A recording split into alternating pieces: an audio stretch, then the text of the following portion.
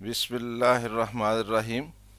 Dear students, you are watching educational channel KMCH. I am Khalid Mahmood from KMCH Physics Academy. Our subject is Physics of class ninth. We are solving its examples. Today we have to solve example number 7.5 of unit number 7. Unit number 7 is properties of matter. Let us see the statement of example number 7.5. An empty meteorological balloon weighs 80 Newton कि एक खाली meteorological balloon है, उसका वज़न जो है वो 80 newton है. It is filled with 10 cubic metres of hydrogen. तो इसमें हाइड्रोजन भरी गई है जो कि 10 क्यूबिक मीटर है.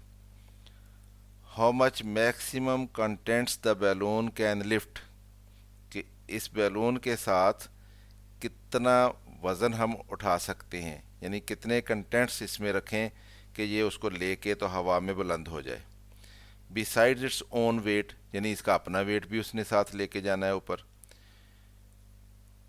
The density of hydrogen is 0.09 kilogram per metre cube and the density of air is 1.3 kilogram per metre cube.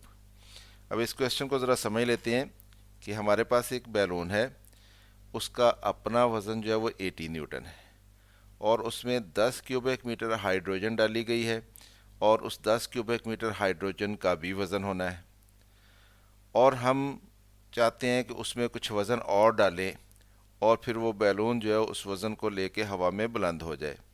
तो हमसे ये पूछा गया है कि मैक्सिमम कितना वज़न हम उसमें डाल सकते हैं, यानी कितना वज़न लेके अपने और हाइड्रोजन के वज़न के अलावा वो कितना मज़ीद वज़न लेके हवा में बुलंद हो सकता है. तो ये हमारा क्वेश्चन है और हमें बताया गया है कि हाइड्रोजन की डेंसिटी जो है वो 0.09 किलोग्राम पर मीटर क्यूब है और जिस हवा में उसने बुलंद होना है उस हवा की डेंसिटी जो है 1.3 किलोग्राम पर मीटर क्यूब है. तो हमें ये मालूम है कि जो बैलून है वो अपनी जगह से जो एयर जो है वो डिस्प्लेस करेगा, उस एयर के वज़न के बराबर उसके ऊपर अप थ्रस्ट लगनी है. तो जितनी उसके ऊपर अप थ्रस्ट लगनी है वो मैक्सिमम उतना ही वज़न लेके हवा में बुलंद हो सकता है, उससे ज़्यादा वज़न लेके वो हवा में बुलंद नहीं हो सकता. तो हमें पहले तो अप थ्रस्ट कैलकुलेट करनी है कि उसके ऊपर कितनी लग रही है, फिर हमें ये देखना है कि हाइड्रोजन जो उसमें भरी गई है उसका वज़न कितना है और बैलून का अपना वज़न कितना है. तो हाइड्रोजन का वज़न और बैलून का वज़न इन दोनों को जमा करेंगे तो अप थ्रस्ट जो है उसके साथ इसका कंपैरिजन करेंगे तो जितना अप थ्रस्ट बाकी बचेगा उतना वेट और उसमें डाला जा सकता है, यानी टोटल वेट जो है वो अप थ्रस्ट के बराबर उसमें डाला जा सकता है, क्योंकि अप थ्रस्ट जितनी होगी मैक्सिमम उतनी फोर्स उसके ऊपर अपवर्ड डायरेक्शन में लगनी है. तो इसको सॉल्व करते हैं. वेट ऑफ बैलून इसको W रख लेते हैं, ये 80 न्यूटन है. वॉल्यूम ऑफ हाइड्रोजन V वो 10 मीटर क्यूब है जो उसमें भरी गई है हाइड्रोजन. और डेंसिटी ऑफ हाइड्रोजन ρ1 हमें बताई गई है 0.09 किलोग्राम पर मीटर क्यूब है, यानी 1 मीटर क्यूब में जो हाइड्रोजन आती है वो 0.09 किलोग्राम आती है. तो वेट ऑफ हाइड्रोजन हम निकालेंगे कि हाइड्रोजन का कितना वज़न होना है, उसको हमने W1 रख लिया है. डेंसिटी ऑफ एयर, यानी जिस एयर में उसने बैलून ने बुलंद होना है हवा में, उसकी डेंसिटी जो है ρ2 वो हमें बताई गई है 1.3 किलोग्राम पर मीटर क्यूब है. और वेट ऑफ कंटेंट्स, यानी जो मज़ीद वेट हम उसमें डाल सकते हैं जो बैलून लेके अपने साथ फ़ज़ा में बुलंद होगा, उसको हम W2 रख लेते हैं. ये हमने मालूम करना है. अप थ्रस्ट जो लगेगी उस बैलून के ऊपर उसको हम F रख लेते हैं. वो क्या होगा, वेट ऑफ डिस्प्लेस्ड एयर, यानी बैलून जितनी जगह घेरेगा उतनी जगह से वो एयर को डिस्प्लेस करेगा, उस एयर का जितना वज़न बनेगा उतनी अप थ्रस्ट लगेगी उसके ऊपर.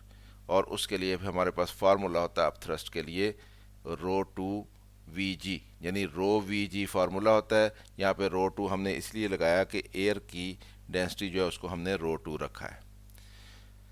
F is equal to rho two V G, इतनी आप थ्रस्ट लगनी है उसके ऊपर, बैलून के ऊपर। तो ये कैलकुलेट कर लेते हैं हम। रो टू की वैल्यू कितनी है, एयर की डेंसिटी यानी 1.3 किलोग्राम पर मीटर क्यूब, और वॉल्यूम कितनी है, जितनी बैलून की वॉल्यूम है उतनी ही वॉल्यूम डिस्प्लेस होगी एयर की, तो वो 10 मीटर क्यूब है। और जी की value 10 metre per second square होती है। तो ये हम वैल्यूज़ लगा ली। इधर हमारे पास किलोग्राम है, ये मीटर की पावर -3 है, ये मीटर की पावर 3 है, ये आपस में कैंसिल हो जाएगा।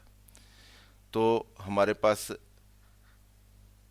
1.3 को जब हम मल्टीप्लाई करेंगे 10 के साथ और उसको मल्टीप्लाई करेंगे इस 10 के साथ, तो ये 10 इंटू 10 100 बन जाएगा। 100 1.3 से मल्टीप्लाई होकर 130 आ जाएगा।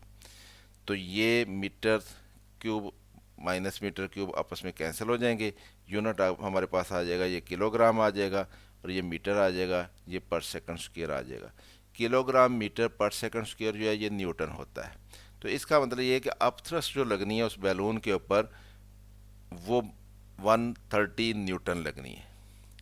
तो अब हम हाइड्रोजन जो उसके अंदर भरी गई है उसका वेट मालूम कर लेते हैं। उसका वेट कितना है, उसको हमने W1 रखा था और ये बराबर होना है रो वी जी के। और क्योंकि हमने हाइड्रोजन की डेंसिटी को रो 1 रखा है तो इसलिए रो 1 वी जी हो जाएगा।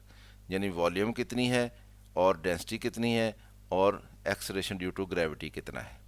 तो रो जो है हाइड्रोजन के लिए वो 0.09 किलोग्राम पर मीटर क्यूब है, और वॉल्यूम ज़ाहिर है जितनी बैलून की वॉल्यूम है उतनी वॉल्यूम बनेगी यानी 10 मीटर क्यूब, और जी की वैल्यू कितनी बनेगी 10 मीटर पर सेकंड स्क्वायर। तो यहाँ पे भी मीटर की पावर -3 मीटर की पावर 3 ये कैंसिल हो जाएगा। यूनिट आ जाएगा हमारे पास kilogram metre per second square जो कि न्यूटन बन जाएगा।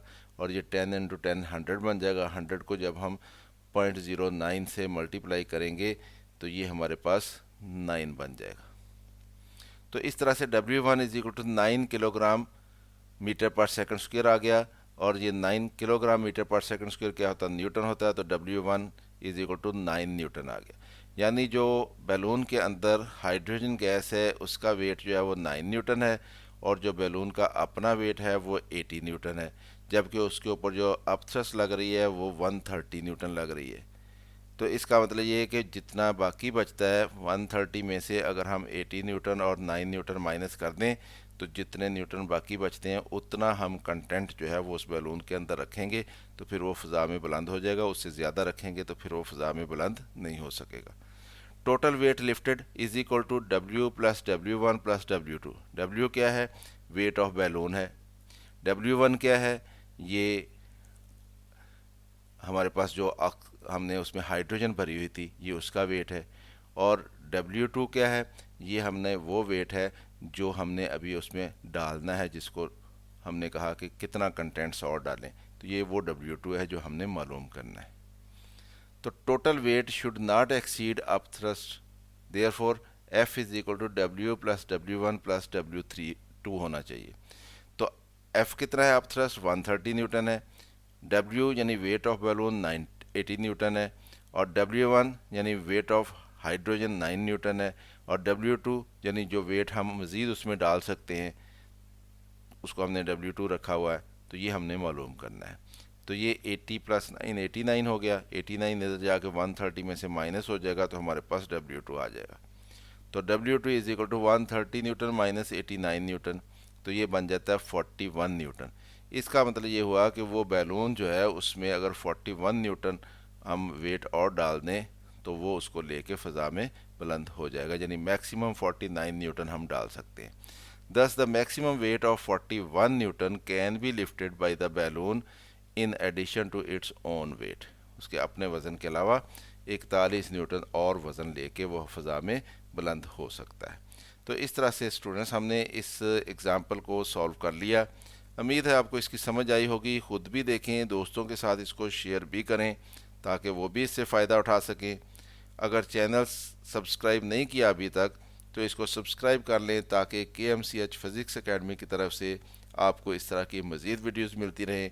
अगर वीडियो पसंद आए तो इसको लाइक भी कर लिया करें। मेरी तरफ से अल्लाह हाफ़िज़, शाद रहें, आबाद रहें।